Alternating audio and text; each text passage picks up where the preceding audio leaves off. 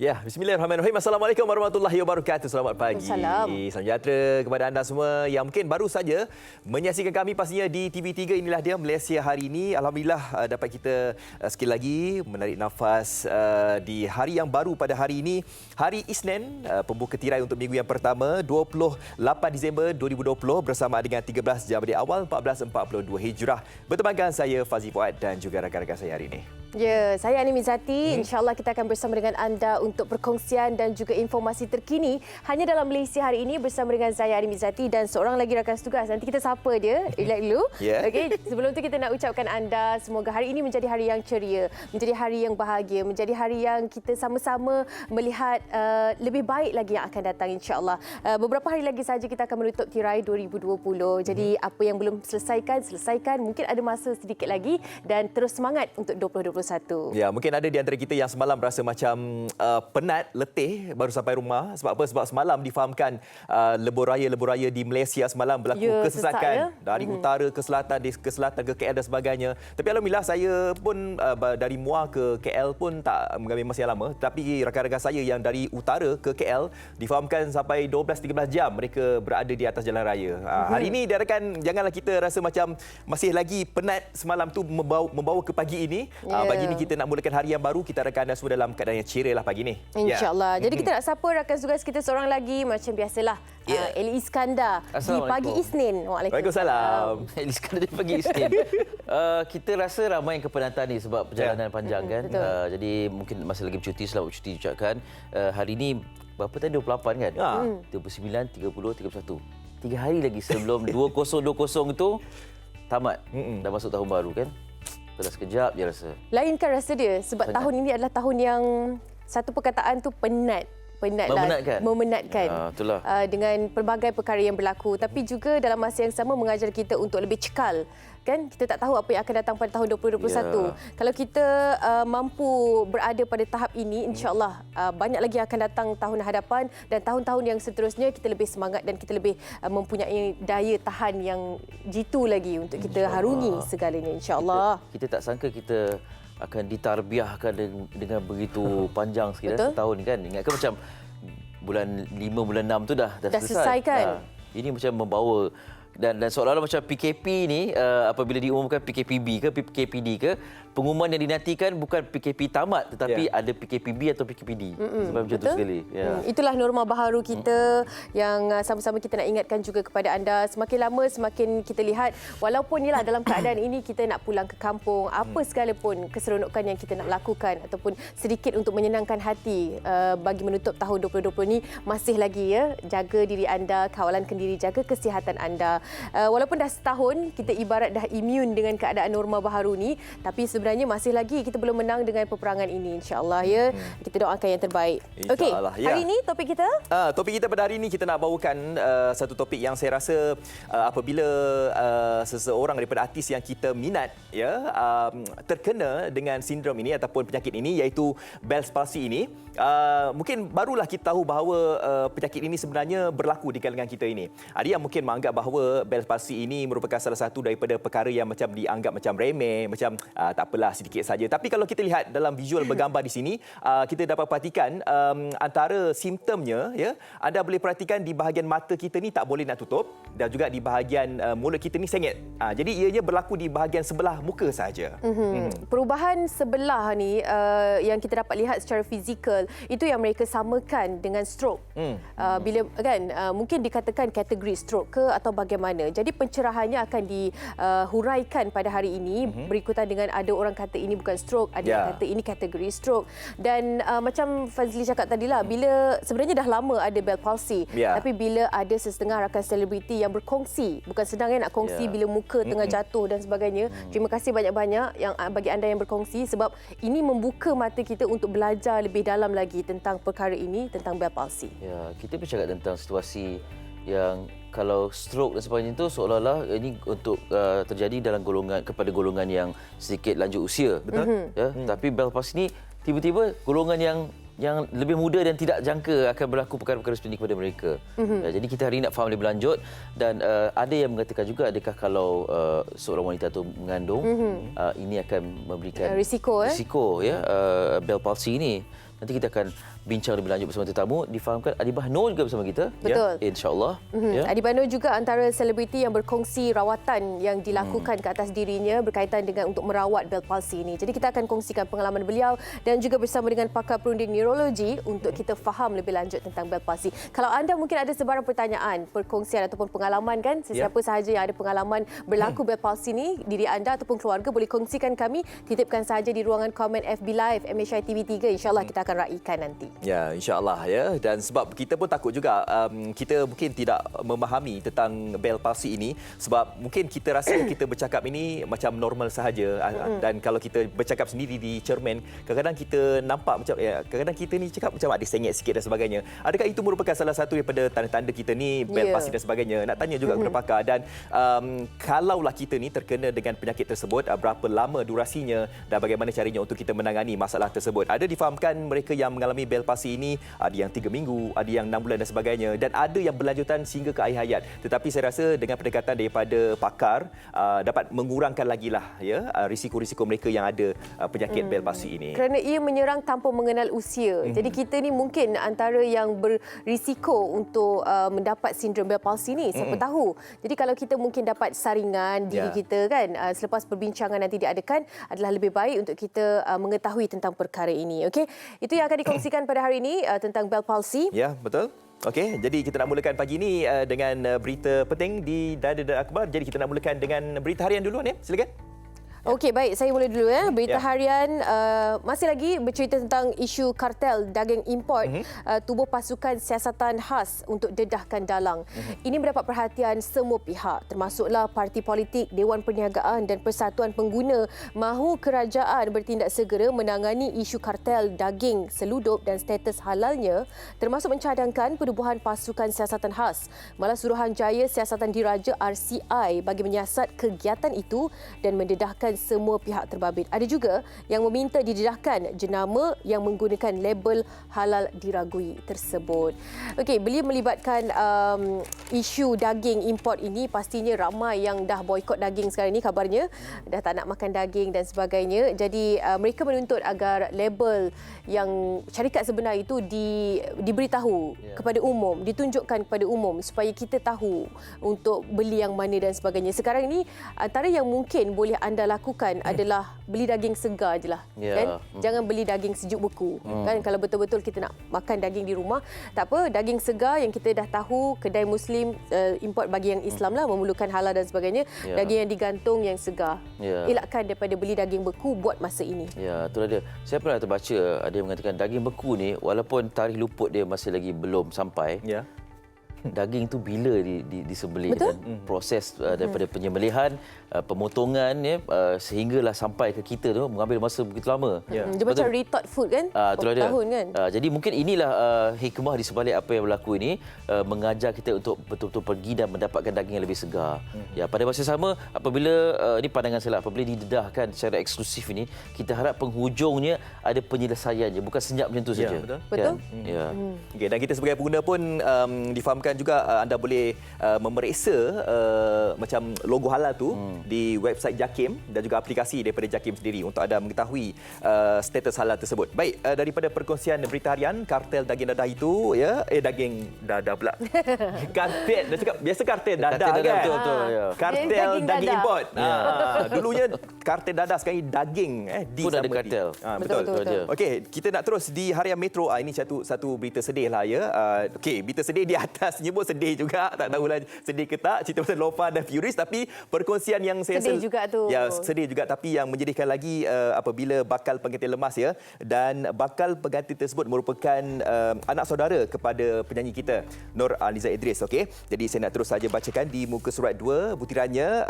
Jasad bakal pengantin yang hilang selepas mandi laut Jumaat lalu ditemui terdampar di tepi pantai dekat Kampung Alor Tuman di Marang semalam ya. Mayat Naim Hariri Kamarudin 31 tahun dari Ceras KL ditemui pasukan penyelamat pada jam 8.55 pagi kira-kira 3 km dari lokasi hilang. Ketua Polis Daerah Marang, Deputi Superintendent Muhammad Zain Madris berkata pasukan penyelamat yang diketuainya sendiri sebelum itu melakukan rondaan di kawasan berkenaan dan menemui mayat lelaki berkenaan. Ya. Media sebelum ini melaporkan 2 lelaki termasuk seorang bakal pengantin dikuatiri lemas ketika mandi di Pantai Kelulut dan Pantai Jambu Bongkok di Marang. Dan dalam kejadian pada pukul 6.40 petang di Pantai Kelulut, bakal pengantin Naim Hariri hilang selepas dihanyutkan oleh ombak deras ketika mandi di pantai itu. Dan sementara itu, lelaki berusia 48 tahun dari Hulu Terengganu pula dikuatiri lemas selepas mandi bersama 6 rakannya di Pantai Jambu Bongkok. Kalau anda lihat di bahagian muka surat 3, ada ruangan kecil di bahagian muka surat 3 ni. Menteri Besar Terengganu menawarkan untuk menanggung kos pengurusan jenazah tersebut. Okey, Menteri Besar Terengganu Datuk Seri Dr. Ahmad Samsuri Mokhtar menawarkan untuk menanggung kos pengurusan dan penghantaran pulang jenazah bakal pengantin yang ditemui lemas semalam. Dan ini satu usaha yang saya rasa bagus juga untuk kita kongsikan. Dan itulah kalau berbalik daripada peristiwa ini, orang kata bahawa kalau kita ni berada dalam fasa pertunangan dan nak masuk alam pernikahan ini, darah manis itu berlaku juga kan. Banyak dugaan. Kita nak tahulah, mungkin ada patah larang dan sebagainya. Inilah dikatakan sebagai malang tak bau kan. Itulah dia. Tapi apa-apa pun, ini juga musim yang tidak membenarkan kita untuk bermain ataupun berada. Kalau boleh elakkan, seboleh-bolehnya elakkan untuk melakukan aktiviti di pesisiran pantai. Bukan sebab apa? Sebab sekarang ini monsun timur laut. Kita tahu dia akan berakhir pada bulan 3 selalunya kan. Jadi kita mungkin boleh anjakkan segala aktiviti ataupun mungkin ada perkara yang tidak boleh dielakkan itu ialah harus dilakukan. Tapi kalau kita ni kan, tadi pun baru disiarkan tentang ada yang lemas dan sebagainya, elakkan seboleh-bolehnya untuk lakukan aktiviti air. Ya, betul. Sebab di laut ataupun di sungai. Sekarang di sungai pun ada risiko sebab hujan lebat. Betul. Kadang-kadang tak berhenti, boleh jadi wujudnya kepala air dan sebagainya. Jadi berhati-hati, pilihlah tempat berlibur dengan sebaik-baiknya pada musim tengkujuh ini, khususnya di kawasan timur laut. Okey, kita beralih ke NST. Okey, News baik. Straits Times buka hadapan juga cerita tentang kartel daging ini. Take action, no cover-ups. Ini harapan pihak media kepada pihak berkuasa yang menjalankan siasatan ke atas situasi ini. Pilihan penerbit di bawah tu ada sikit. NST year ended 2020, how COVID-19 upended the tourism and events industries. Ini satu perkara yang mula-mula mengejutkan industri penganjuran acara. Kan, semua yang dah buat tempahan tiba-tiba terpaksa dibatalkan kerana tidak boleh dianjurkan aktiviti membabitkan kehadiran orang ramai. Jadi mereka ni bertindak kreatif, antara lain disebutkan di muka surat 8 dan 9 ini, tajuknya no events for firms to manage, but MB thinks green screen technology is the way forward for event management industry. Gambar dikongsikan ini gambar penganjuran FIFA, Best FIFA Football Awards Virtual TV Show yang disiarkan pada 17 Disember yang lalu. Kalau kita boleh kongsikan ada potongan slide. Kalau tak ada tak apa. Anda boleh dapatkan muka surat 8 dan juga 9 dalam NST ada gambar. Maknanya penganjuran ini dia, penganjuran acara secara maya ni. Ya, betul. Saya belum berkesempatan lagi buat acara ni. Fazli pernah? Ada pernah? Saya menguruskan. Okey. Senang tak nak menguruskan acara macam ni? Lebih senang sebenarnya, lebih senang. Cuma kita kena faham sistem sajalah. Inilah dikatakan bila berlakunya pandemik ni, kita belajar perkara yang baru kan. Kita belajar teknologi yang sebelum ni kita tak terfikir langsung nak belajar. Mungkin lepas ni ada pilihan lah kot kan. Ada pilihan walaupun kita dah berada dalam keadaan yang mungkin dah stable, stabil selepas ni, mungkin ianya merupakan option lah. Nak buat virtual boleh, nak buat secara terus dengan penonton pun boleh juga. Dari segi cost efficiency itu memang ada. Betul. Ya, sebab tak orang jimat catering tak bayar. Manpower pun. Ya, dan Dewan Besar tak perlu ditepah. Cuma akan dikesan kepada pihak-pihak ini jugalah. Cuma tak tahu, mungkin feel tiada kehadiran penonton tu dirasa. Fazli, pengalaman anda? Betul. Tapi pengalaman saya memang sangat macam kuat sikitlah kan. Sebab apabila kita berada di halayak ramai kan, kita memerlukan benda tu. Tepukan dan sebagainya. Betul. Jadi kita sebagai pengacara majlis pun rasa macam bila tak ada tepukan, kita rasa macam feel tu tak sampai. Dan apabila berlaku mungkin ada sebarang kesilapan dan sebagainya, kan kita terpaksa ulang alik. Sebab apa? Sebab benda tu rakaman dan sebagainya. Tapi kalau secara terus, walaupun berlaku kesilapan apa semua, ianya tetap diteruskan juga. Kepuasan tu. Kepuasan tu. Kepuasan. Respon daripada audiens atau penonton tu kan. Cuma itulah bila dalam keadaan maya ni ada juru kamera, juru audio, juru lampu dan sebagainya. Kita harapkan respon daripada mereka lah. Tepuk plak plak plak tak apalah janji ada respon. Ada kan. Ya, itulah dia antara inovasi kita ekoran pandemik COVID ni. Okey, itu antara perkongsian di New Straits Times. Okey. Okey, itu dia. Anda boleh dapatkan NST, New Straits Times, Berita Harian dan juga Harian Metro untuk mendapatkan perkembangan terkini di Malaysia. Seterusnya, ayo kita kongsikan perkembangan terkini COVID-19.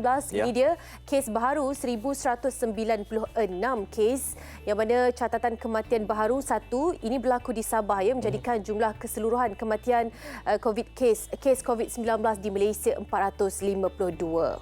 Dan kalau sebelum ini Kuala Lumpur mencatatkan angka yang tertinggi pada hari Sabtu ya. Semalam pada hari Ahad Selangor kembali lagi berada carta yang pertama dengan mencatatkan 392 kes ya, dan daripada jumlah kes tersebut sebanyak 237 adalah daripada kluster-kluster dan serangan kontak rapat COVID-19 yang masih lagi aktif di lapangan ya. Dan KL di tempat kedua 202 dan Johor ni makin lama makin tinggi. Johor pun makin lama makin tinggi. 194 kes ni. Sehingga ada 3 lokaliti baru PKPD yang membabitkan Johor dan juga Negeri Sembilan. Ini semalam diumumkan. Jadi kita hendaklah berhati-hati dengan keadaan ini dan kes-kes yang berlaku semakin lama semakin merisaukan. Dan ada juga yang disampaikan oleh Dr. Nur Hisham Abdullah, tolong jujur kepada petugas kesihatan. Kerana ini yang dikabarkan di sini ayatnya sangat-sangat terasa. Mereka juga ada keluarga, kami juga perlu jaga diri kami. Kami juga boleh berisiko menjangkiti. Jadi tolong jujur dengan keadaan kesihatan anda apabila ditanya oleh pegawai kesihatan. Betul ya. Itu kalau kata kita jaga kita ni, kejujuran itu sebahagian daripada inisiatif untuk kita menjaga sesama kita. Kita nak ucap tahniah kepada Perlis kerana kes. Harapnya dapat berkekalan sebegitu ya, dan menjadi inspirasi kepada negeri-negeri berdekatan di sebelahnya ya, untuk terus memastikan kawalan Kendiri dapat dilaksanakan dengan sebaik-baiknya. Ya, bercakap pasal COVID-19 ni difahamkan juga Kementerian Pelancongan, Menterinya Datuk Seri Nancy Shukri pun bercadang ingin membuka kembalilah sempadan untuk keluar negara. Antaranya negara-negara yang green zone lah, negara hijau contohnya. Bukan Thailand ya. Sebab ramai di antara kita yang mengharapkan sempadan tu Thailand, tapi Thailand masih lagi belum kawasan hijau. Yang hijau Jepun, Korea, Taiwan kan. Itu cuma cadangan tetapi harus dipalusi daripada pihak MKN sendirilah dan juga KKM. Kita faham kerana ini adalah usaha untuk menjana ekonomi, untuk membantu ekonomi kita terus stabil, terus merancakkan pembelian dan juga wang yang mengalir dalam ekonomi Malaysia. Tapi dalam masa yang sama, kalau perkara ini berlanjutan, tidak ada apa yang boleh diselesaikan. Kan? Jadi kita harus yang pertama adalah flatten the curve. Maknanya kita kena meratakan dahulu penularan ini, mengelakkan daripada ianya akan terus berlaku lebih serius. Kerana kita ingin maju ke hadapan, kita ingin kembali seperti Malaysia sebelum ini. Itu yang kita mahukan. Okay? Itu doa kita jugalah. Pada masa yang sama ni, penghujung tahun ni menyaksikan banyak perbelanjaan. Kalau bisa sekolah buka nanti, perbelanjaan nak menguruskan anak sekolah dan sebagainya. Dan kesempatan kelulusan iSinar tu harapnya tidaklah diambil peluang untuk membeli perkara-perkara yang tidak sepatutnya. Ya, satu ini di fasa telefon pintar baharu sedang rancak diperkatakan ni kan. Lagi satu, kita dah berusaha bersungguh-sungguh untuk menjadikan perkara ini dibenarkan oleh kerajaan. Jadi kita kata macam-macam, kata susah dan sebagainya. Jadi manfaatkan sebaiknya dengan bantuan yang telah pun diberikan. Okey? Ini cakap pada diri sendiri jugalah kan. Betul, ingatkan diri sendiri juga. Bukan sahaja penonton je. Untuk diri sendirilah. Tak percaya nafsunya. Tak percaya tengok Instagram kita masing-masing. Ada tak update apa-apa, beli phone baru. Kadang-kadang gigit sebab sekarang ni dah ada kemudahan bayar bulan-bulan. Kan dulu betul. Kereta je bayar bulan-bulan. Tapi saya memang jimat betul-betul. Hari ni hari ulang tahun perkahwinan saya. Tahniah. Tak sambut, tak apa-apa. Satu orang kata sebab baru setahun jagung lah. Tapi memang saya tak nak membazir apa-apa pun sebab kita dah ada anugerah yang terindah. Ada anak saya kan tahun ni. Jadi tak apalah, dua-dua dah dapat hadiah. Kejutan untuk Adem, kita bawakan kasut. Itu Maya tu. Itu Maya. Okey, kita ingin rehat seketika. Kita kembali selepas ini dengan perkongsian seterusnya, iaitu keadaan ataupun sindrom Bell palsy. 2 hari lepas itu pula ada lagi 2 orang di majlis yang sama telah juga disahkan positif. Hari ini adalah hari pertama Perintah Kawalan Pergerakan. Untuk dah habis moratorium, masih tak dapat apa-apa pekerjaan. Oleh scammer ni sebab mereka ni pandai bercakap, selalunya kita percaya. Ada sekarang ni kita duduk di rumah. Siapa nak buat kerja-kerja ni? Dulu anak kita hantar kat nursery. Saya rindukan kawan-kawan, guru-guru dan masa bercuti bersama keluarga. 2020 tahun mencabar buat kita. Segala rintangan yang dihadapi mengajar kita untuk lebih menghargai diri, keluarga dan insan sekeliling. Saling mengingatkan, saling berpesan. Pengalaman silam jadi pedoman. Dengan doa, azam dan kecekalan, terus meniti tahun mendatang. Bersama harapan dan senyuman.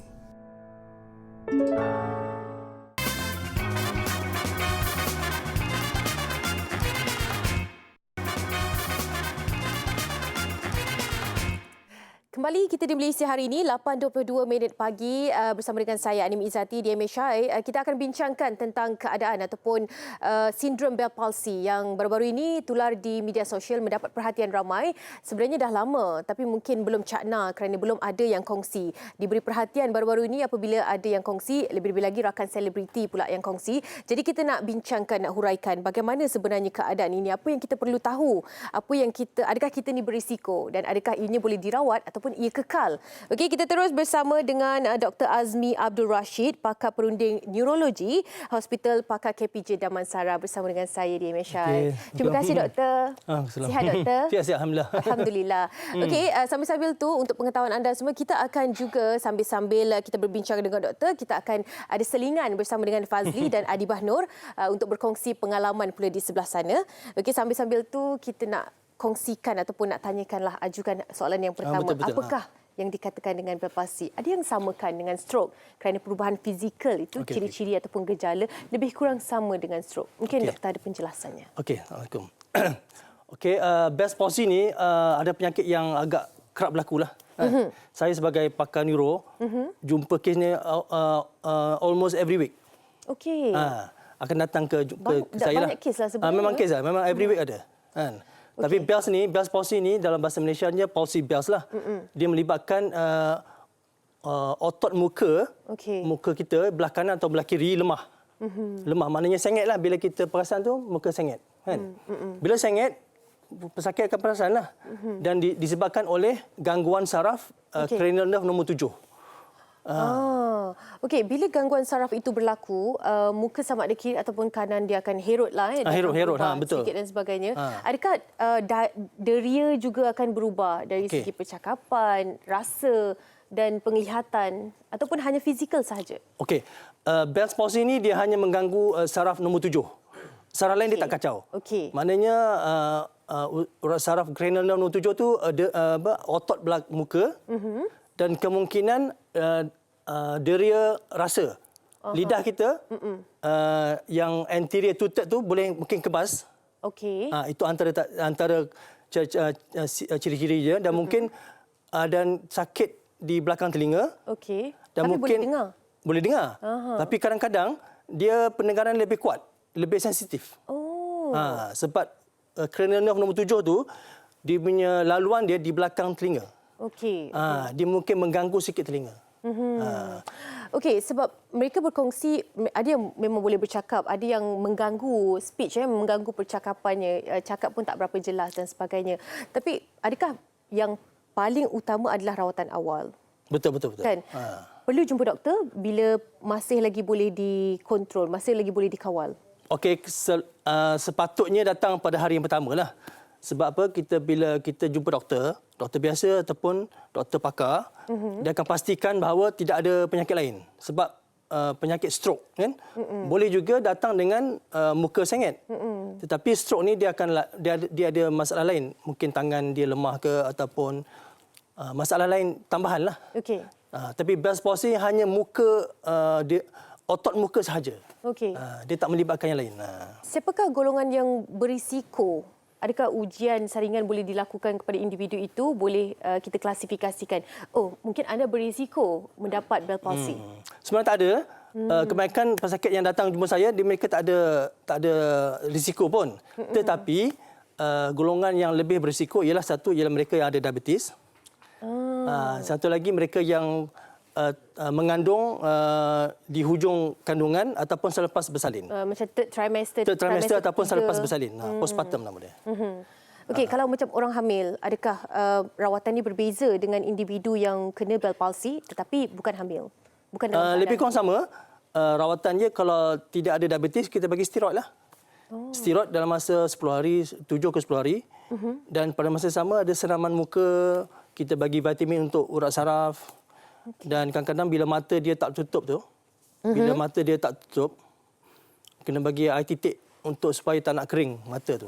Okey. Sebab bila mata tak tutup tu ia menyebabkan mata kering. Sebab mata kita kelopak mata mesti sentiasa bertutup. Setiap satu saat membantu untuk membasahkan kita punya kornea. So bila kita Bell's palsy ni, dia punya keupayaan untuk tutup mata tu akan lemah. So dia akan keluar mata sendiri ataupun dia rasa memang tak selesa lah.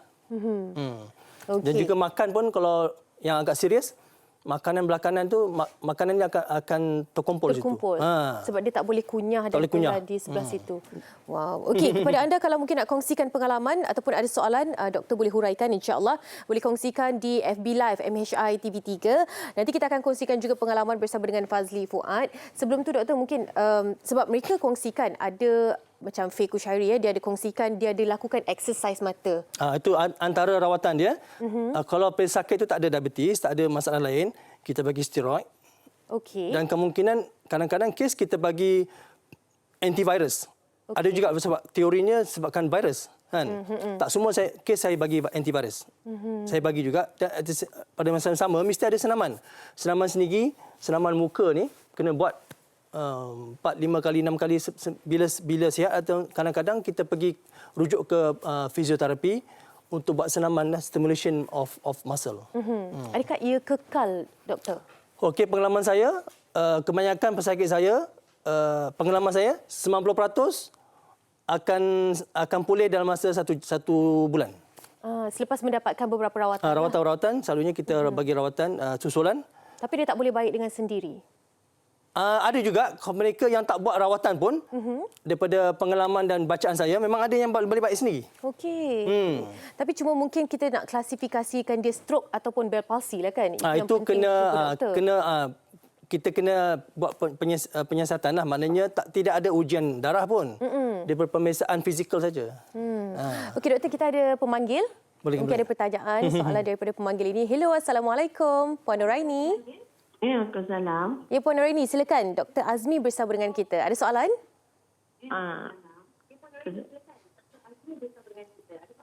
Okey, saya nak tanya, adakah Bell palsy ni boleh berulang balik?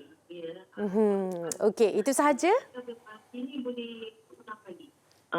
Sebab apa? Because anak saya pernah kena Bell palsy masa umur dia 9 tahun.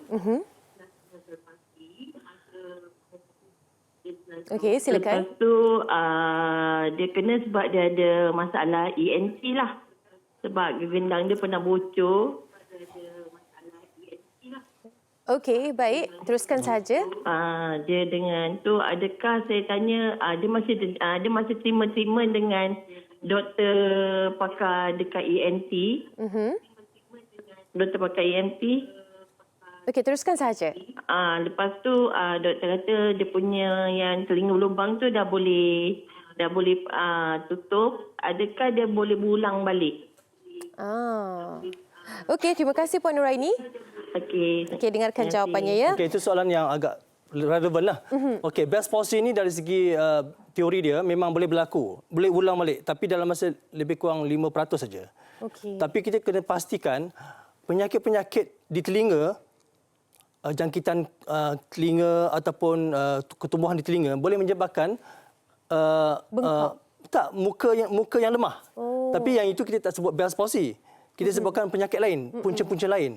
So muka yang sengit ni 80% disebabkan oleh Bell's palsy, tapi yang lagi 20% disebabkan oleh penyakit lain, penyakit di telinga lah. So kemungkinan anak puan tu adakah sebab jangkitan kuman di telinga? Benda tu boleh berulang-ulang lah.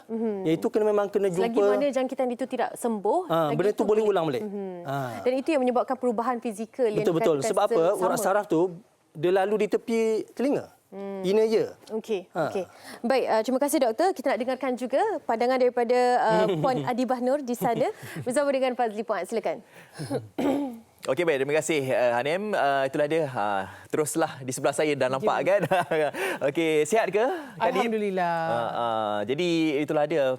Saya rasa mungkin sebelum ini mereka tidak mengetahui tentang Bell's palsy ini, tetapi mungkin mereka follow Faiko Sherry dan mereka follow Kak Adib mungkin di Instagram, barulah mereka sedar bahawa Bell's palsy ini boleh menyerang sesiapa sahaja. Seperti mana tadi dah sembang juga dengan Kak Adib. Kak Adib kata boleh terkena dengan sesiapa sahaja. Siapa pun boleh kena.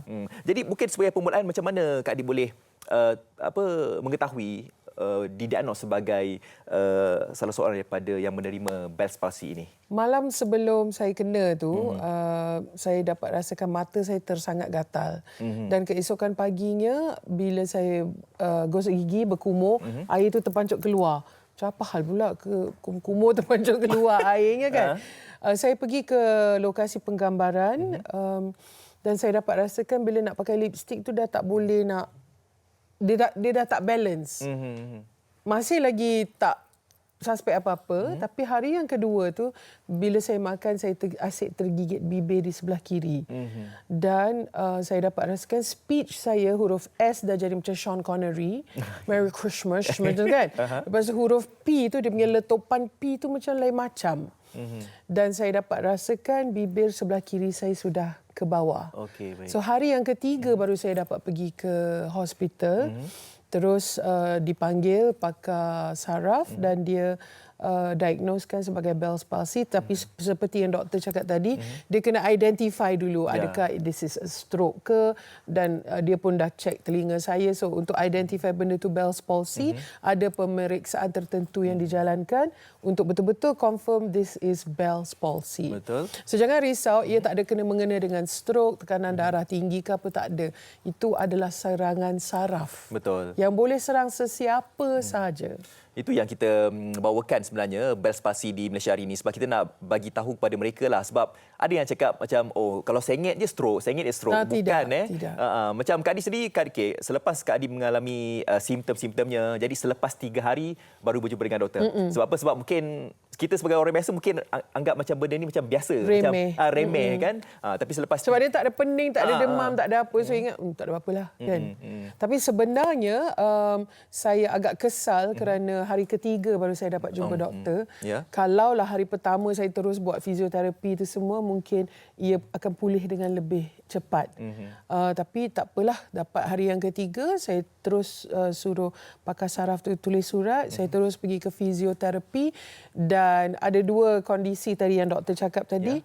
Satu, serangan virus yang mana awak boleh baik dengan steroid, iaitu antibiotik dan segala vitamin, dalam 2 minggu dah settle.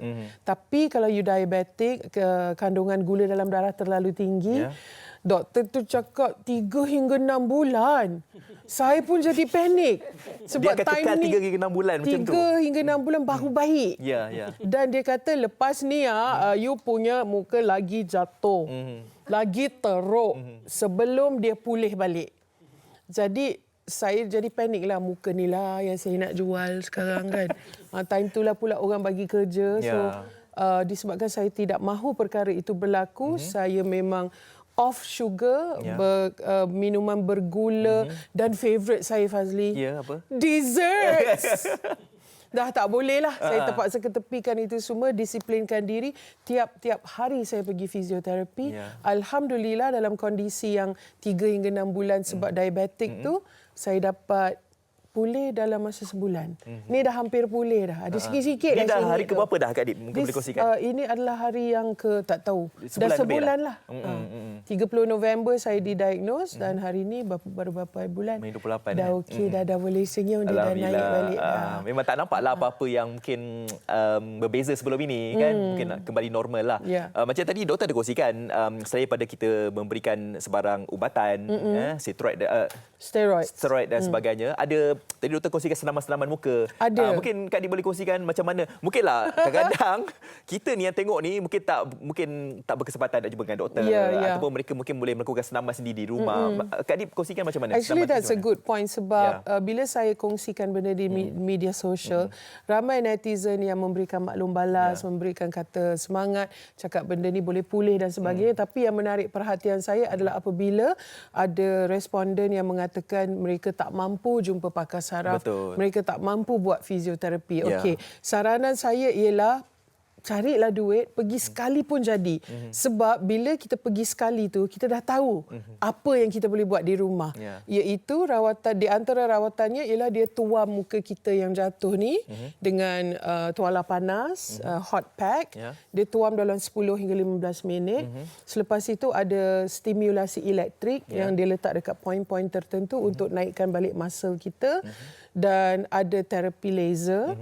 Itu yang mungkin kat hospital je lah yang ada. Tapi lepas tu dia ada urutan.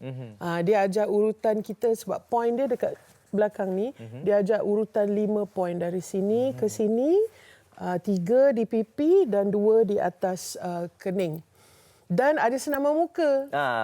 Senaman muka dia kena tolak itulah, tolak inilah, nak senyum, nak masam, nak muncung dan sebagainya, dan kenyut hidung. Adalah senaman-senaman yang kita boleh buat sendiri kat rumah. So saranan saya ialah kalau kena, kalau rasa tak mampu sekalipun, pergi sekali je untuk ketahui apakah yang boleh kita buat sendiri di rumah dan insya-Allah insya-Allah benda tu akan pulih. Betul. Kalau kita mengalami simptom berkenaan kan, jangan lambatlah sebenarnya. Jangan. Kalau tidak dia jatuh lagi, jatuh lagi teruk, macam lagi lama. Doktor saya cakap, "Hai Dr. Mark." Okey, kita nak kembali bersama dengan Anim dan Dr. Azmi di sana. Silakan. Okey, bila Adi Bano cerita tentang dikongsikan di media sosial, saya sempat juga baca tweet ciapan yang diberi komen ataupun mendapat reaksi netizen. Ada juga yang mengatakan suggest pergi akupuncture, pergi rawatan-rawatan yang boleh membetulkan saraf dan sebagainya di luar. Apa pandangan doktor untuk mereka yang memahami keadaan itu boleh dirawat dengan rawatan-rawatan seperti itu? Okey, rawatan lain yang boleh dibuat ialah akupuncture. Memang dalam pembacaan saya, akupuncture boleh membantulah untuk mempercepatkan pemulihan. Okey. Tadi bila mereka mengatakan hari pertama itu adalah hari yang terbaik untuk pergi berjumpa doktor dan sebagainya.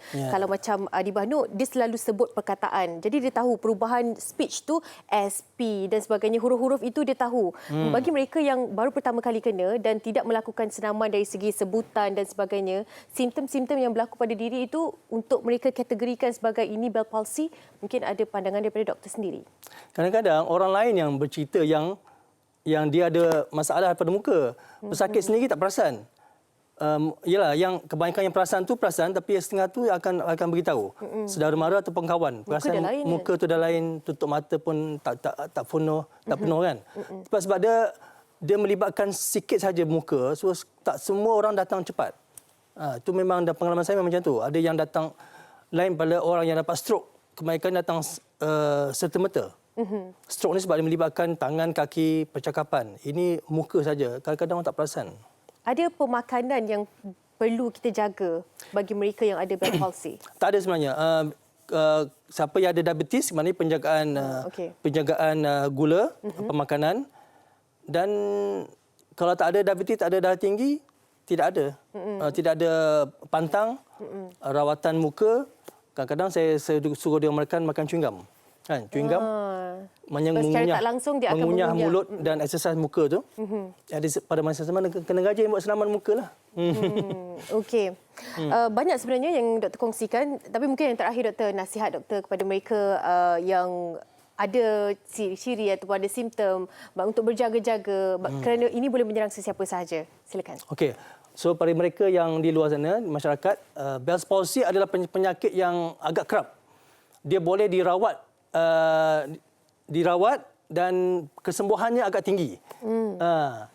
Dan jangan dilewatkanlah buat rawatan, sebab bila ada rawatan tu kita pastikan tidak ada penyakit lain yang berbahaya dan kita bagi rawatan tu insya-Allah dalam masa beberapa minggu dia akan baik.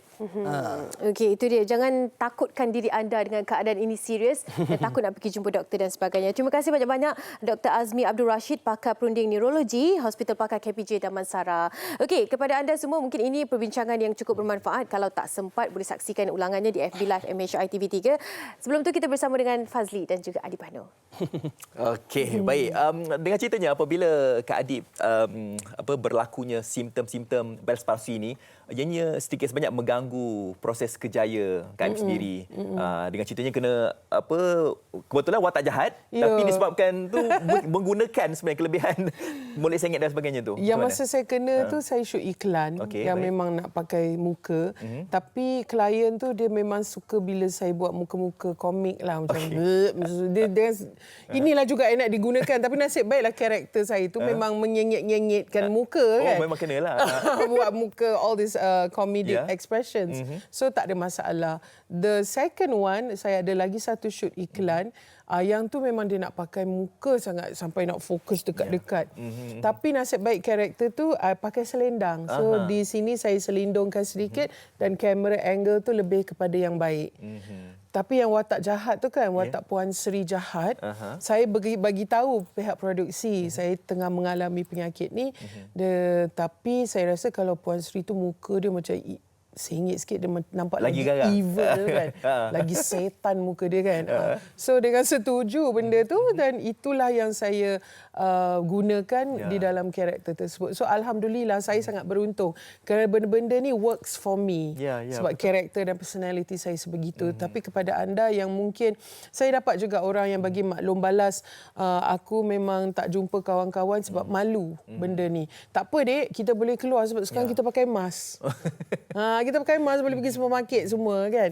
So jangan malu, yang penting sekali dapatkan rawatan dengan segera. Jangan tunggu-tunggu, jangan tengok Google, jangan tengok YouTube sahaja. Pergi jumpa doktor. Sebab kadang-kadang ada di antara kita yang macam tak terfikir yang kes sebelum ni mungkin kita tengok orang lain kena, macam aku ni tak kena kan.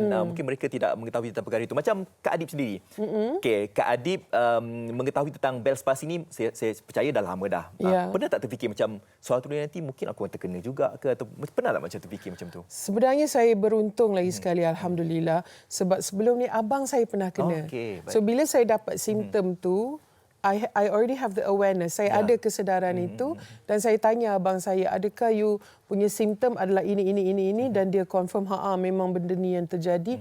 So itu yang menyebabkan saya bergegas ke hospital setelah shoot 2 hari itu. Kepada yang tak ada awareness, mungkin yang macam Fazli cakap, alah benda ni tak ada apa kot kan. Kita tak kena. Jangan. Bila sengit tu, inilah yang kita nak persembahkan kepada orang yang tersayang, nak senyum ke apa, ke nak bermanja. Semuanya ekspresi kita ada di sini. Inilah pentas kita kan. Ataupun Kak Adib, kadang-kadang mereka macam terfikir bila mereka lihat, mungkin mereka dah baca, doktor dia cakap tak apa, dia sebulan boleh baik, 3 minggu boleh baik. Mungkin dia boleh baik naturally, boleh baik dengan sendirinya. Tak boleh. Tak boleh. Saya rasa tanpa yang mana kena infection, tanpa perubatan, saya rasa benda tu tak membantu. Dan hanya kerana kita tengok di media sosial, orang cakap buat macam ni, orang cakap buat macam tu, saya rasa benda tu akan lambat. Ya, betul. Sejujurnya, saya masih lagi menyarankan dengan sekuat-kuatnya pergi jumpa doktor.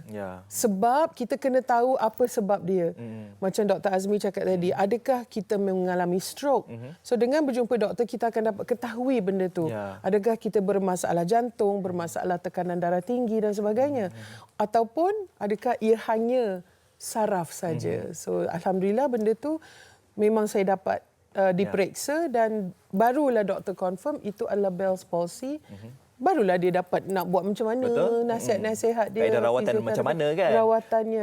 Makin lama makin sihat Kak Adib. Tapi alalang kita ada Dr. Azmi dekat sana. Mungkin Kak Adib ada persoalan yang mungkin nak ditanyakan lagi, apa-apa berkaitan dengan Bell's palsy, ada ke? Ada sebarang persoalan? Tak ada. Tak ada.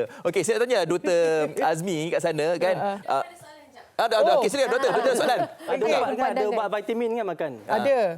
Ubat vitamin ada, tapi disebabkan kita diabetik, saya tak boleh ambil antibiotik steroid itu kerana ia akan mencanakkan lagi kandungan gula dalam darah tu, reading tu akan mencanak. So apa yang saya boleh makan hanyalah vitamin saja. Dan vitamin itu membantu. B kompleks. Vitamin B. Ya. Dr. Azmi, kalau misal kata mereka ni yang mungkin mengalami Bell's palsy ni,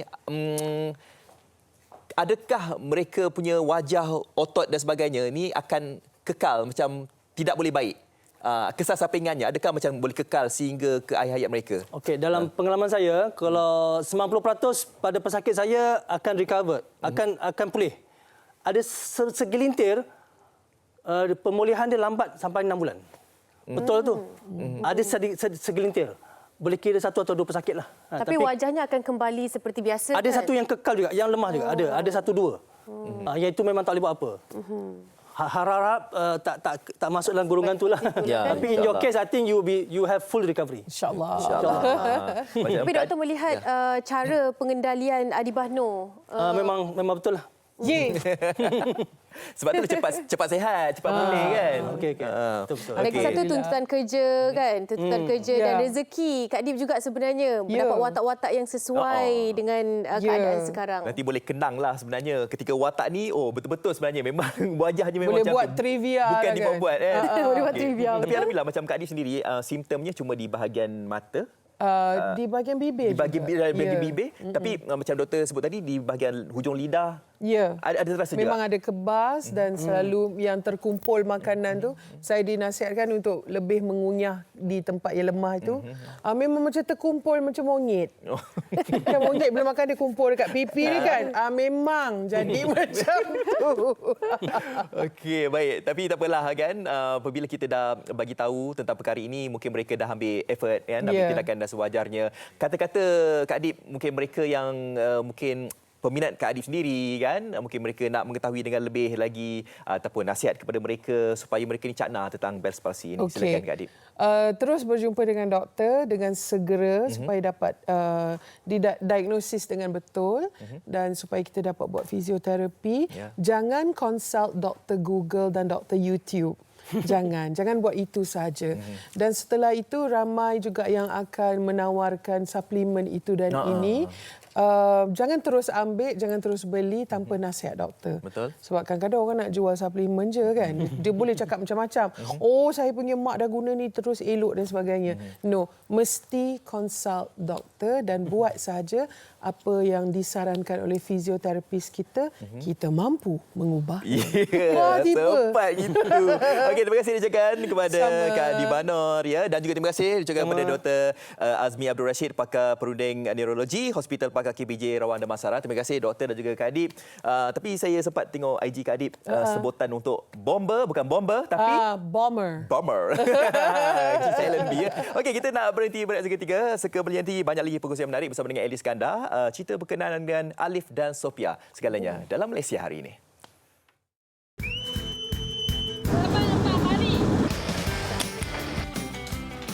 Rangkuman kisah-kisah menarik Majalah 3 sepanjang tahun ini antara realiti dan cabaran hari muka.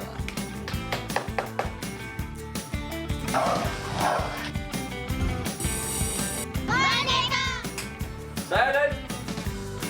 Rolling.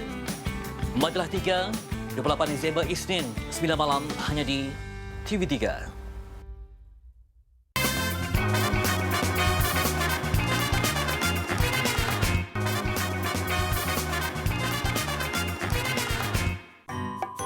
Hai kawan-kawan, dapatkan tudung sekolah Alif dan Sofia.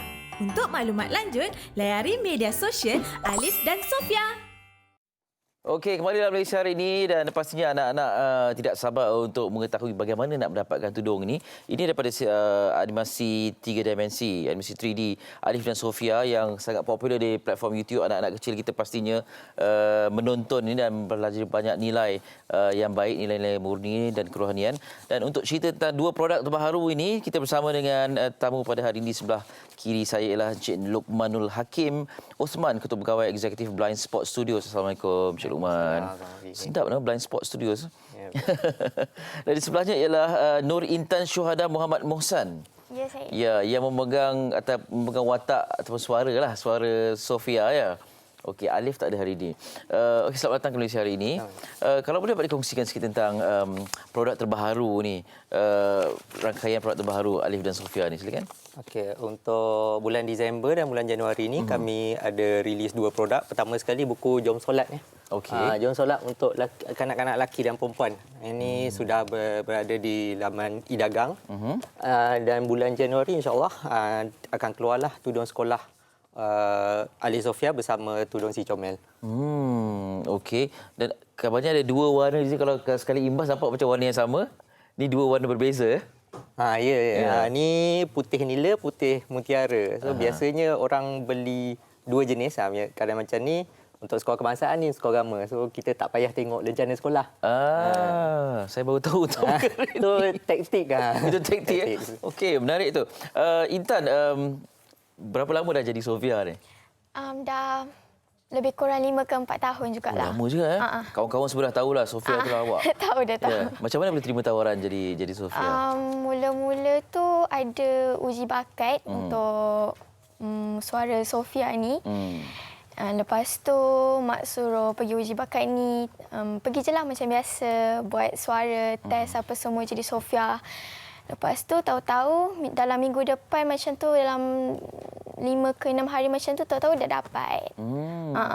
Okey. Masa sekali uji bakat terus dapat? Wah, berbakat sungguh ni. Bakat dari kecil dia membakat. Dari kecil ya. Dan suara setakat ni tak berubah lagi Tak. Okey, alhamdulillah. Keistimewaan Cik Lukman, keistimewaan tudung 2 tudung ini ya. Okey, keistimewaan dia macam biasa, tudung ni dia sejuk. Dia punya special dia first kali awning dia dibuat daripada kain scuba. So dia cantik, tak perlu gosok. Yang paling special dia ada warranty. 180 hari warranty. Maknanya kalau ada apa-apa masalah dengan tudung ni boleh return. Okey. Dan tentang buku tu apa istimewanya? Buku ni sebenarnya ni edisi kedua. Pertama kami dah keluarkan di Indonesia, mendapat sambutan menarik, tapi yang itu versi augmented reality lah. Untuk market Malaysia kami keluarkan versi yang non-augmented reality dululah. Jadi perancangan untuk versi augmented reality-nya bila di Malaysia? Untuk awal tahun kami akan keluarkan versi augmented reality untuk siri Sayangi Rasul dulu. Selepas tu baru kita keluarkan buku Jom Solat dan augmented reality lah. Kepada mungkin tak berapa tangkap konsep AR ataupun augmented reality. Apa yang istimewanya tentang buku? Dia augmented reality macam kalau solat ni yang menariknya, kan kalau solat kita boleh tengok dia dari sekeliling. So solat kadang-kadang daripada satu angle kita tak tahu kaki dia macam mana. So augmented reality kita boleh nampak kaki macam mana, tangan macam mana. Ni lagi kadang-kadang boleh lihat lagi menarik daripada YouTube ni, boleh tengok sudut yang pelbagai kan. So anak tu tahulah duduk di cara macam mana, rukuk cara macam mana. Okey, bagus. Nak panggil Sofia pula. Panggil Sofia ke dekat sekolah ke macam mana? Tak, Intan. Panggil Intan ke? Ada kesukaran tak memegang watak suara Sofia? Adakah dibentuk ataupun penerbit atau pengarah kata buat suara macam ni ke, ataupun suara Intan yang biasa ni? Guna suara biasa je. Tak ada ubah apa-apa pun? Tak ada. Cuma kena feel lah karakter tu supaya dapat dia punya tonasi yang betul. Maknanya tenaga kena sentiasa ada lah ya? Boleh tak bagi penerbit minta contoh sikit? Contoh dialog. Dialog yang selalu guna? Okey. Awesome. Itu pendek sangat tu, panjang sikit. Itu je lah yang dia selalu guna. Yang lain semua bercakap biasa je. Banyak take tak dia ambil? Tak. Senang lah rakaman ni? Senang sebab dah biasa buat. Okey. Dan baik, sambil-sambil kita sembang bersama Intan yang memegang watak Sofia ni. Okay, kalau penonton nak dapatkan tudung sekolah Alif dan Sofia, walaupun nama tudung Alif dan Sofia ni untuk yang Sofia je lah ya? Ya, betul. Dan buku Jom Solat ni, secara spesifiknya di mana? Okey, buku Jom Solat ni dah ada dalam laman e-dagang. Boleh cek kat kami punya media sosial. Tudung Alif Sofia bersama tudung si Comel ni, sekarang ni dah buka untuk pre-order. Januari akan available dalam semua platform e-dagang lah. Okey, maknanya bisa kata sekolah buka ni, sebelum sekolah buka sempat dah dapat? Sempat. InsyaAllah. Ya. Harga dia lebih kurang berapa? Harga dia dengan produk yang bagus ni, kami tudung ini RM19.90, buku ni RM5.90. Harga ni memang mampu milik. Berpatutan. Baik. Kepada peminat-peminat, apa pesanannya? Bolehlah dapatkan tudung si comel dekat platform online. Dan penonton-penonton Alif Sofia?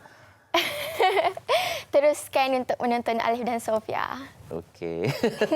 Cik Luqman, pesanan kepada peminat-peminat ni, apa lagi yang dinantikan selain daripada ini pada tahun hadapan khususnya? Untuk tahun depan kami ada banyak perancangan besar tapi tak boleh bagi tahu di sinilah. Buat masa ni support kami dengan ni tudung dengan buku ni. Banyak ada perancangan lah InsyaAllah yang akan dimaklumkan nanti. Lagi. InsyaAllah. Kita doakan selamat maju jaya dan jangan lupa untuk mendapatkan tudung si comel ini dan juga buku solat ini yang pastinya memberi manfaat kepada anda semua, terutamanya bukan anak-anak saja, mak ayah pun kadang-kadang boleh manfaatkan juga kan buku Jom Solat ini. Terima kasih Cik Luqman sudi bersama kami. Intan, terima kasih. Tak sabar tunggu sekolah buka kan? Pastinya. Baiklah, kita nak break seketika. Selepas ni Amy Shah akan kembali bersama dengan perbincangan berkaitan buku digital Rukun Negara. Semuanya selepas ini di Amy Shah. Bagaimana COVID-19 merebak? Situasinya begini. Terdapat 4 watak dalam situasi ini, iaitu Ali, Bob, Chen dan Dewi. Ali telah dijangkiti COVID-19. Ali mudah untuk dikesan kerana menunjukkan gejala jangkitan pernafasan. Ali keluar berjumpa Chen. Mereka bersalaman. Peluang untuk Chen dijangkiti sangat tinggi. Chen juga berpotensi menjangkiti orang lain. Ali dan Chen mudah dikenal pasti melalui pengesanan kontak, dikuarantin dan dirawat. Dalam perjalanan Ali untuk berjumpa Chen, Ali terbatuk ke arah Bob dan berlakunya jangkitan COVID-19 kepada Bob tanpa disedari. Masalah di sini, bagaimana untuk mengesan Bob dan kontak Bob? Bob dan kontaknya tidak sedar yang mereka telah dijangkiti dan berpotensi menyebarkan COVID-19 kepada orang lain walaupun tidak bergejala. Jika Bob dan kontak Bob mula menunjukkan gejala COVID-19 dalam tempoh 14 hari, mereka wajib ke pusat saringan serta mendapatkan rawatan. Rantaian jangkitan COVID-19 dapat diputuskan. Dewi pula hanya duduk di rumah membeli barangan keperluan atas talian dan berkomunikasi dengan rakan melalui alat telekomunikasi. Jika Dewi keluar rumah dan tidak mengamalkan langkah-langkah pencegahan, Dewi juga mungkin mendapat jangkitan. Tempoh 14 hari merupakan inkubasi COVID-19. Langkah pencegahan yang boleh diambil adalah kerap cuci tangan dengan sabun dan air atau gunakan hand sanitizer. Jarakkan diri sekurang-kurangnya 1 meter daripada individu lain. Hadkan interaksi dengan orang lain, termasuk ahli keluarga atau rakan. Langkah-langkah pencegahan adalah penting untuk memutuskan rantaian jangkitan COVID-19.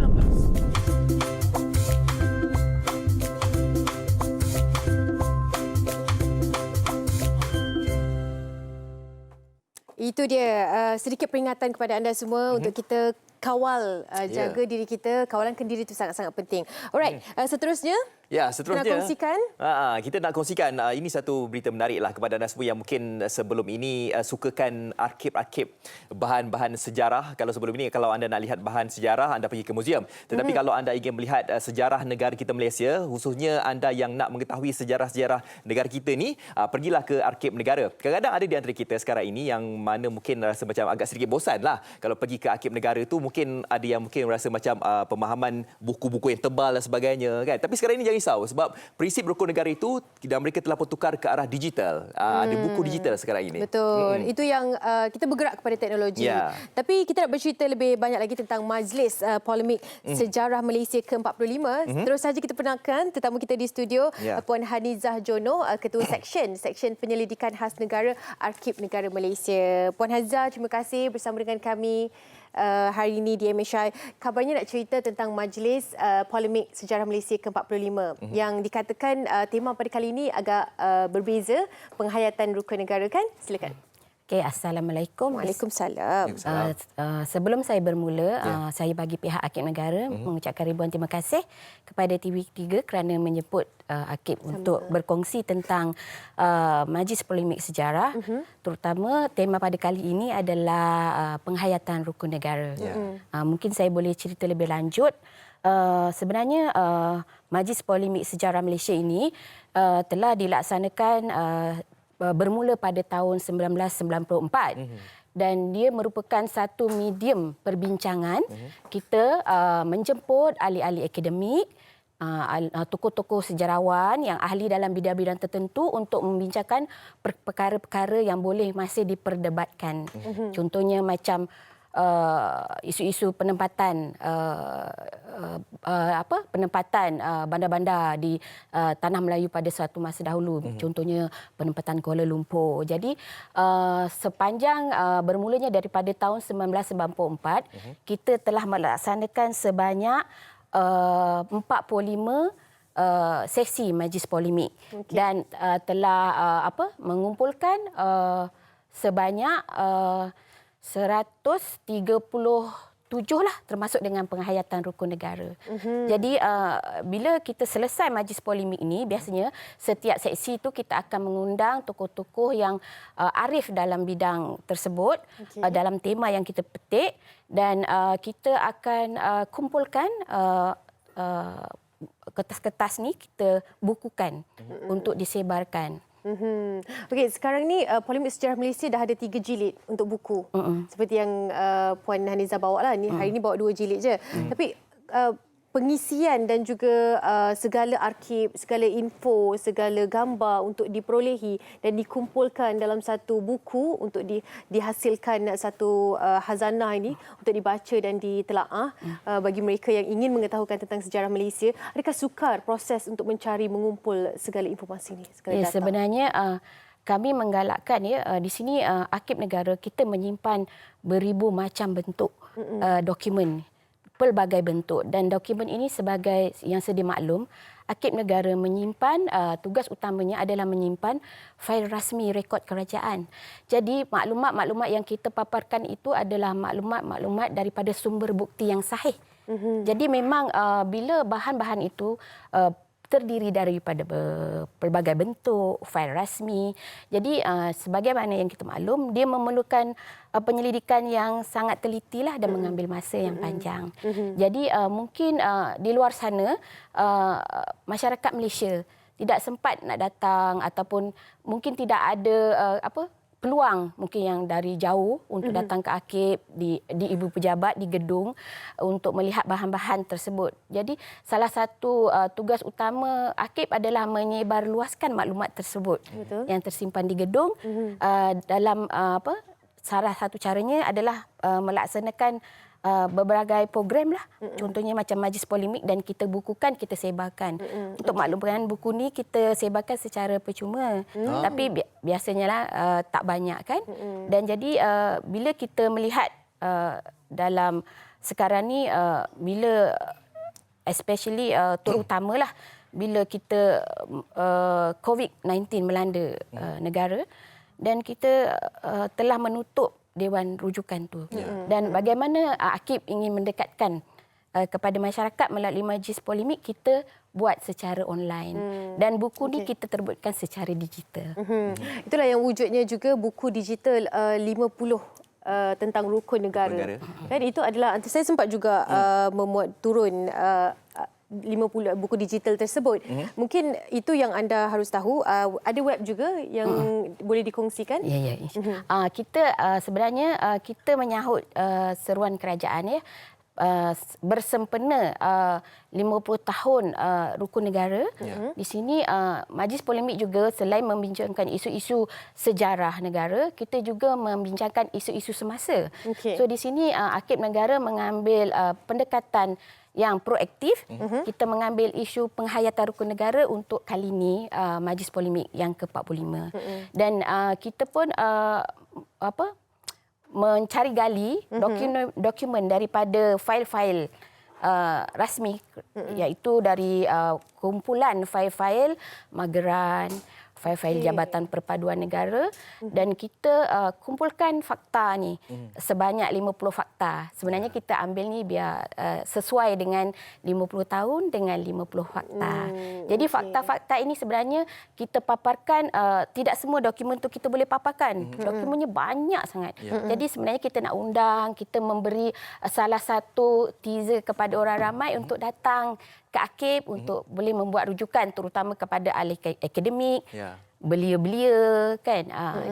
Itulah salah satu tujuan kita. Puan menyentuh berkenaan dengan fakta kan, dan orang kita ni kalau cerita pasal fakta ni kadang-kadang mereka rasa macam satu benda yang macam bagi mereka ni agak macam tidak senanglah bagi mereka kan, fakta-fakta. Dan saya percaya bahawa pendekatan daripada buku digital ini, fakta tersebut mereka boleh guna pakai kan, lebih interaktif dan sebagainya. Mungkin Puan boleh kongsikan, simpulkan kepentingan fakta-fakta mengenai rukun negara ini yang perlu kita ketahui oleh orang ramai dan bagaimanakah kaedah untuk mereka yang ingin mendalami fakta-fakta ini. Okey. Okey, di sini mungkin saya boleh simpulkan fakta-fakta yang kita kumpulkan ini adalah fakta-fakta yang kami rasa betul-betul penting. Di sini kan dari mula kita meraihkan 50 tahun rukun negara, banyak perdebatan di sana. Siapa yang bertanggungjawab kan mewujudkan rukun negara? Di sini kita paparkan dokumen asal di mana adanya mesyuarat pertama dibentuk untuk mewujudkan rukun negara. Selepas ditubuhkan Majlis Mageran, almarhum Tun Abdul Razak telah membentuk satu jawatankuasa Majlis Perundingan yang terdiri daripada lebih daripada 60 orang yang terdiri dari pelbagai yang datangnya dari pelbagai bidang lah. Ada yang ahli sejarawan, ada yang menteri, semua tu. Dan di sini Tun Abdul Razak telah membahagikan dua jawatankuasa, iaitu jawatankuasa membentuk rukun negara dan satu lagi jawatankuasa membentuk membincangkan tentang dasar-dasar ekonomi yang akhirnya mewujudkan dasar ekonomi baru. Dan yang jawatankuasa rukun negara terdiri daripada 12 orang. Jadi dipengerusikan oleh Tan Siew Sin, iaitu Menteri Kewangan. Banyak sebenarnya fakta yang anda boleh dapat daripada buku digital tersebut. Download saja secara percuma. Muat turun secara percuma sekarang, pergi saja ke laman web rasmi mereka. Okey, mungkin kata-kata terakhir, harapan untuk segalanya usaha yang telah pun dilakukan ini, penerimaan secara ringkasnya bagi rakyat, apakah yang diharapkan oleh pihak Puan? Kami harapkan buku ini boleh dikongsi dan semua rakyat Malaysia boleh melayari laman web khas. Kita sediakan laman web khas ni. Jadi pergi kepada rn50.arkib.gov.my dan di sini saya juga ingin kabarkan bahawa kita mendapat kerjasama teknologi strategik daripada Amazon Web Services. Jadi biasanya kalau kita pergi ke laman rasmi kerajaan kadang-kadang lambat. Jadi ini lebih cepat. Download pun cepat dan sangat cepat. Jadi ambillah peluang ini selagi kita ada di laman resmi web khas tu, downloadlah. Okey, terima kasih banyak-banyak Puan Hanizah Jono, Ketua Seksyen Penyelidikan Khas Negara Arkib Negara Malaysia. Kongsikan dengan kita tentang buku digital rukun 50 tentang rukun negara. Ni fakta tentang rukun negara. Ada 69 muka surat sahaja. Saya kira kalau kita duduk diam kan, boleh baca apa yang anda ingin tahu tentang 50 fakta rukun negara. Boleh jadikan sebagai kompas lah untuk anda memberikan panduan kepada perjalanan hidup kita sebagai rakyat Malaysia. Ayuh kita sama-sama mengamalkan prinsip 5 rukun negara. Baik, kita nak berhenti berehat, ya? Ya, betul. Kejap lagi kita nak bersama dengan salah seorang artis yang saya percaya mempunyai suara yang sangat mantap. Kita akan bersama dengan Awi Rafael sebentar lagi. Pastinya di Malaysia Hari Ini.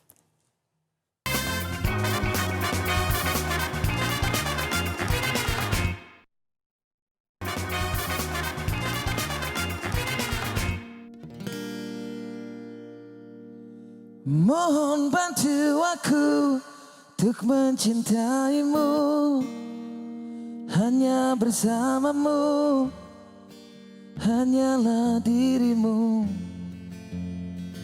Tolong bantu aku untuk memahamimu, mendekati kamu, setiap nafasmu. Hati-hati bila kau bermula bermain di dalam alunan cinta yang mungkin membunuhmu. Hati-hati bila kau terasa cinta berputik di dalam hati yang pernah rapuh karenamu. Kumohon padamu, beri aku satu cinta di hatimu, hanyalah untukku. Dan datang padaku, aku mohon bantu. Mohon bantu aku untuk percayakanmu kata cinta kamu pupus dalam waktu. Tolong bantu aku untuk memahamimu, mendekati kamu setiap nafasmu. Hati-hati bila kau bermula bermain di dalam alunan cinta mungkin membunuhmu. Hati-hati bila kau terasa cinta lagi. Kumohon padamu, beri aku satu cinta di hatimu, hanyalah untukku. Dan datang padaku, aku mohon bantu.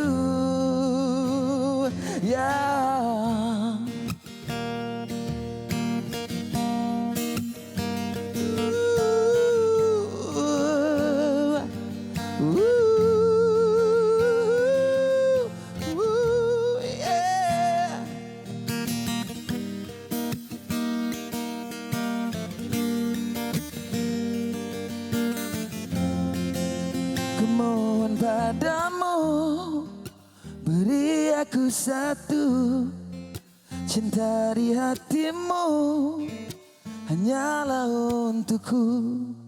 Dan datang padaku, aku mohon bantu. Kumohon padamu, beri aku satu cinta di hatimu, hanyalah untukku. Dan datang padaku, aku mohon bantu. Ya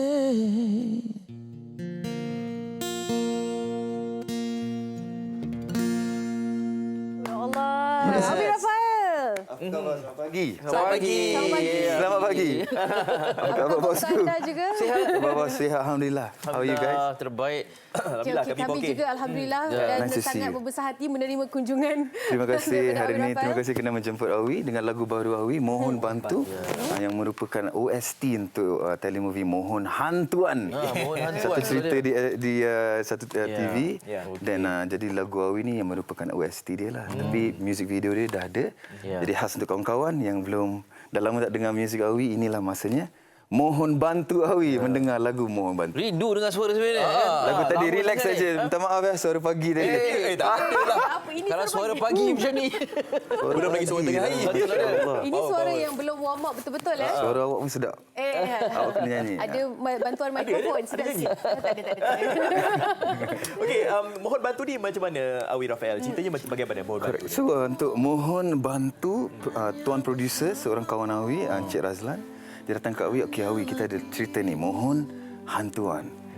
Tapi cerita dia tu basically about satu karakter ni yang ingin partner beliau, ingin mengajar partner beliau untuk menjadi seorang kekasih yang lebih hebat, lebih baik. So dia macam satu lagu ni merupakan satu rintihan untuk make me a better person. Macam teach me how to love you. Gitulah. Bukan it's something, you know what I mean, macam mengajar. Untuk menjadi seseorang yang lebih hebat gitulah. Baik. So dah lama tak keluar dengan lagu yang macam pop ballad. I hope you guys will support me. InsyaAllah. InsyaAllah. Mohon bantu. Kita dusan rockstar macam kan. Janganlah. Biasa saja. Macam Bryan Adams punya feel dulu kan. Love Bryan Adams. Thank you. Ya. Selamat kembali dah. Harapnya kembali untuk jangka masa panjang kan, jangan ajak lama sangat. I always hope that our music will just continue.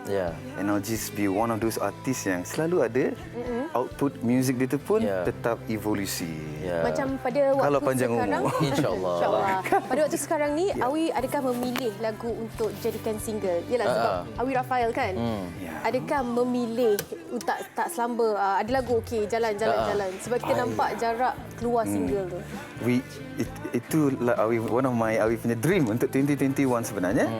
Is to fix exactly that. Macam untuk itu satu problem untuk Awi sebenarnya. I believe yang Awi harus mengeluarkan lebih banyak music. Okay. Which is the reason why untuk tahun ni Awi bergerak secara independent, bro. Anda Awi punya own label, Nusantara. A new perspective of Nusantara. Okay. Artis-artis banyak dari Malaysia. Some of them is like just graduated dari UiTM. And we try to make them to stars lah. Tapi diorang kena nyanyi lah, kena nyanyi hebat lah. Bergerak sendiri ni mencabar tak? But I think it's 2021. I think it's a fair market untuk semua. Kalau kita ada kawan-kawan yang boleh get a good ideas together, I think it should be okay. Tapi support lah, Awi. Mohon bantu. Ini kita sokong dia. Okey, saya ada satu soalan tadi. Yes, sir. Awi Raphael dengan lagu-lagu rock ballad ni memang lagu berkaitan dengan cinta lah kan. Termasuk lagu Mohon Bantu. Saya terbaca satu posting di Instagram. Kalau bahasa cinta tu dalam bentuk nota-nota muzik, saya lebih senang untuk menzahirkan rasa cinta lebih kurang macam itulah. Correct, sir.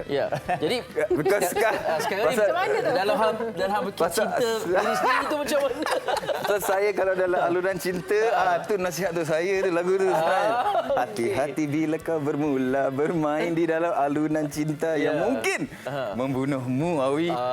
Nampak bosku? Awak kena ajar saya, bosku. Itu nasihat tu diri sendiri juga sebenarnya. Iyalah, of course. Tapi selalunya penyanyi ni dia kalau nyanyikan lagu-lagu cinta, dia kan nak feel tu dia kena bercinta juga kan? Of course. Dia macam of course. Lain macam of course dia. Kenalah bercinta. Tapi itulah rezeki masing-masing kan akan dapat. Tapi kalau dengar percakapan Awi dengan intonasinya begini kan, saya rasa ramai akan jatuh cinta. Masya Allah. Dengan kelembutannya cakap begini. Yang membawa kita kepada soalan juga. Sekarang dari segi ini ada perancangan ke ataupun sedang mengenali sesiapa ke? Awi memang terserah pada Allah dan untuk Awi, I'm just so happy Awi selalu dengan kawan-kawan yang sangat positif. And everybody is like contributing untuk diri Awi punya energy. And I just not share as much of my music. Tapi kalaulah seandainya my brother ada datang depan Awi memang cakap Awi go. Let's go. InsyaAllah.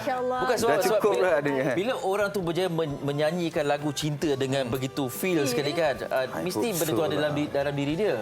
I hope so. Doakan untuk Awi. InsyaAllah. Amin, insyaAllah. Dipermudahkan urusan kan. Okey, perkembangan 2021 secara ringkasnya overall apa yang kita selain daripada Guys, 2020 merupakan satu tahun yang sangat-sangat unik untuk kami semua. I just hope that kita take care of ourselves and kita punya mental health. I think everybody ada banyak negativity ke apa, we forget about it. Kita try to focus on our mental health. Especially untuk 2021. Untuk Awi punya music akan lebih banyak keluar, Nusantara Music. I took a break actually untuk menolong anak-anak autism melalui music program. Music therapy program. We get clinical results when we do the music with the kids. Jadi Awi dengan tim UiTM, bukan Awi seorang. So we're doing a syllabus, you see. Tapi COVID jadi kita kena stop. So I hope this coming year I can continue and then we can have a bigger center. Where the kids kan bukan hanya datang belajar ni, tapi lepas tu boleh main playground. And then we can do some speech therapy classes. There's a lot of things we can do. Berapa lama sempat buat sebelum pandemik? I had about 8 months to 9 months of full content. Weekly. I took a break dari nyanyi. Saya hilang je kan. Kita tolong budak-budak ni. Thank you guys. Menyanyikan lagu, membuat clinical punya untuk autism dan juga ada lagu untuk pesakit kanser. Just a little bit, not bukannya Awi nak cakap, bukan Awi selalu cakap dia Allah Awi nak tunjuk ke apa. No, We need to have everybody's support, what? I'm just trying to share. Tapi people yang betul-betul tahu Awi just diri Awi. And I'm glad you guys pun accept me for who I am. Thank you. Terima kasih, kita Terima kasih, harapkan awak. yang terbaik Terima kasih, untuk Awi, insyaAllah. Thank you. Tahun 2021. Semoga menemui cinta sejati. Amin, doakanlah untuk saya. Ramai-ramai doakan. Ya, Kalau dia ramai senang doa, lah, mampu handsome. Macam ni handsome, tak apalah. Tak pernah bagi kita. Ay, jangan. Okey, satu lagi persembahan ya. Okey, boleh? Okey. Satu lagu lah sama-sama kita nyanyi sikit ke apa? Lagu cinta lagi. Kita tutup tirai. Cek. Dengan persembahan Awi Rafael. Bila aku jatuh cinta. Assalamualaikum. Bye. Silakan. Terima kasih.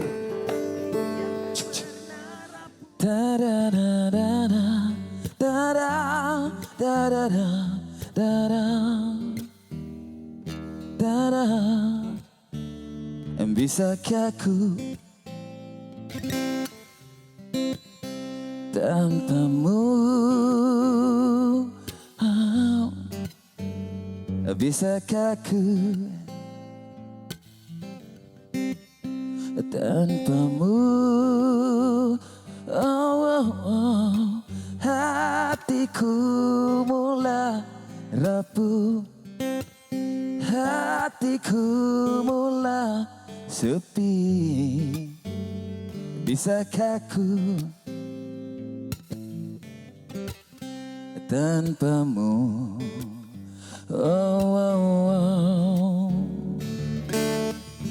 Bila aku jatuh cinta, kan ku sebut namamu, kan ku tulis lagumu, akan ku katakan kata-kata indah hanya untukmu. Terima kasih. Dah nak keluar ke tu? Mami. Ni mesti dah lupa dah. Lupa apa? Mana Mas? Alamak. Lupa lah. Ni, ambil ni. Kita sekarang ni kena biasakan diri kita dengan norma baru dengan memakai mask. Beli banyak-banyak, simpan kat rumah untuk kebaikan kita juga. Terima kasih, Bah. Ingat, kita jaga kita.